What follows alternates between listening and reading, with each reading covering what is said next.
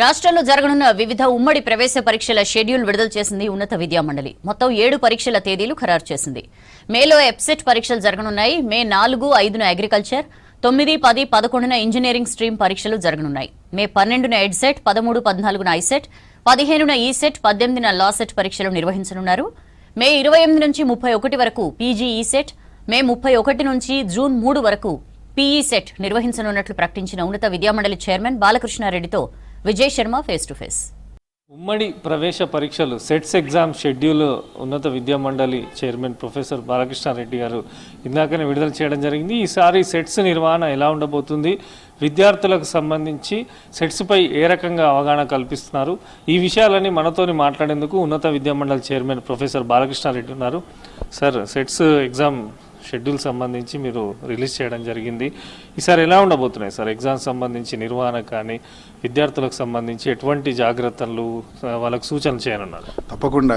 మీకు తెలుసుగా, సెట్స్ అనేది విద్యార్థుల యొక్క భవిష్యత్తు మీద ఆధారపడి ఉంటుంది కాబట్టి పక్కడబందీగా నిర్వహించాలి అన్నీ. తర్వాత మంచిగా రీఫార్మ్స్ తీసుకురావాలి. ఇప్పుడు మీరు లాస్ట్ టైం తెలుసు కొన్ని వినూతనమైనటువంటి రీఫార్మ్స్ తెచ్చాము. అది స్టూడెంట్స్కు చాలా బెనిఫిట్ అయింది. ఏంటంటే జియో ట్యాగింగ్ అని వాళ్ళకు, తర్వాత ముఖ్యంగా మాక్ కౌన్సిలింగ్. లాస్ట్ టైం మంచి రీఫార్మ్ ఏంటంటే అందరూ పేరెంట్స్, స్టూడెంట్స్ మమ్మల్ని అప్రిషియేట్ చేసింది ఏంటంటే మాక్ కౌన్సిలింగ్ ద్వారా మంచి అది వచ్చింది. ఈసారి కూడా మేమేంటంటే ఒకటి స్టూడెంట్ ఫ్రెండ్లీగా ఉండాలా, అసలు ఫ్రీ ఎగ్జామ్స్ కండక్ట్ చేయాలనేటువంటి ఉద్దేశము. ఇక నేను కూడా వాళ్ళతోటి కన్వీనర్లతో మళ్ళీ మీటింగ్ పెట్టేసి లాస్ట్ ఇంకేమన్నా డిఫికల్టీస్ ఉన్నాయా వాటిని మళ్ళీ ఒకసారి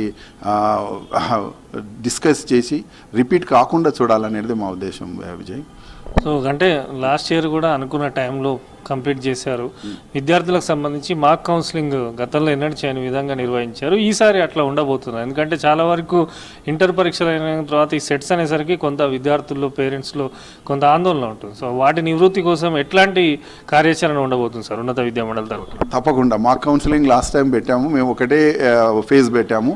ఈసారి జేఈఈ మెయిన్స్ లాగా కొన్ని ఇంకా 2-3 ఫేజ్లు కూడా పెడితే బాగుంటుందని లాస్ట్ టైం కొంత మాకు ఫీడ్బ్యాక్ రావడం జరిగింది. కాబట్టి ఇంకా కొంత ఇంప్రూవ్ చేయాలని మాక్ కౌన్సిలింగ్ అయితే నిజంగా కూడా గతంలో మీరందరూ చూసారు 10 సంవత్సరాల నుంచి సెట్స్ కండక్ట్ చేయడం అనేది ఏంటంటే మా యొక్క విధి.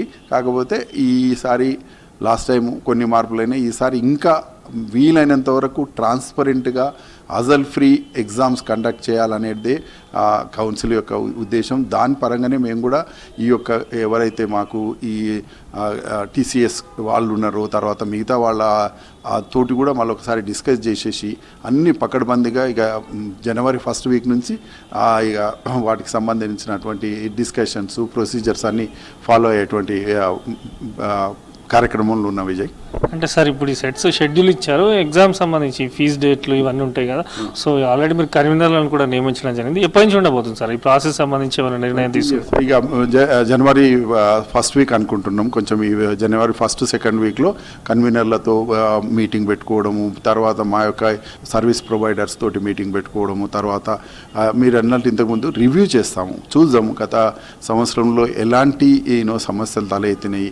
వీలైనంత వరకు తలెత్తలేదు. ఐ థ్యాంక్ టు ఇక అందరికీ చక్కగా అన్ని సెట్స్ ఆన్ టైం కాదు, బిఫోర్ టైం ఇచ్చాము లాస్ట్ టైం కూడా. ఈసారి కూడా అనుకుంటున్నాము చేస్తాం. అయితే ఒక్కటి ఏంటంటే ఈ మేము ఇంజనీరింగ్ కానీ, ఫార్మా కానీ మన సెట్లు చేసినా ఒక్కొక్కసారి నేషనల్ ఎగ్జామ్స్తో లింకప్ అయి కొంత డిలే అవుతుంది. అదొకటి అది.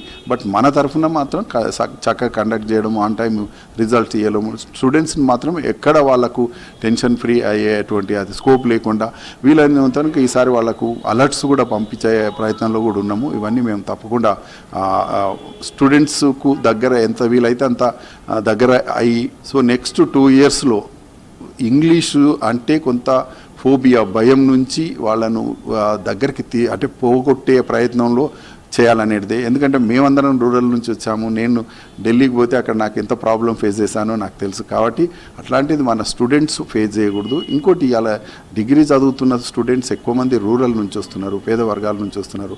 ఆంగ్లం ఇంగ్లీష్ అనేది వాళ్ళకి సమస్య కాబట్టి కొంత చొరవ తీసుకున్నాము. అట్లా ఇంకా ఈసారి ముందుకు పోతున్నాము. అదొకటే కాదు, యూనివర్సిటీలు అడిగితే మేము ఏ ఎక్స్టెంట్కైనా వాళ్ళకి హెల్ప్ చేయడానికి రెడీ ఉన్నాము.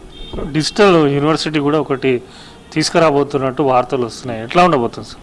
అదే ఇప్పుడు అలా ఏమంటే డిజిటైజేషన్ టెక్నాలజీ అనేది ఇంపరేటివ్. మనందరికీ తెలుసు టెక్నాలజీ విద్యకు కూడా చాలా కనెక్ట్ అయి ఉంది, అనుబంధం అయింది. అయితే ఇప్పుడు మన ఈ రైజింగ్ తెలంగాణ 2047లో కూడా సీఎం గారు మీకు తెలుసు కదా అన్ని ఇన్వెస్ట్మెంట్ సమిట్ చేయడం జరిగింది, అన్ని సెక్టర్స్ నుంచి రావడం జరిగింది. అందులో ఎడ్యుకేషన్ కూడా ఈసారి ఫస్ట్ టైం అక్కడ స్టాల్ పెట్టడము, తర్వాత ఎడ్యుకేషన్ కూడా ఒక సబ్జెక్టుగా ఇన్వెస్ట్మెంట్లో ఇంపార్టెంట్ భాగం అనేటువంటిది తీసుకురావడం, మేము మీటింగ్లు పెట్టడం. దానికి అనుగుణంగానే ఇప్పుడు కొన్ని యూనివర్సిటీస్ అప్రోచ్ అవుతున్నాయి.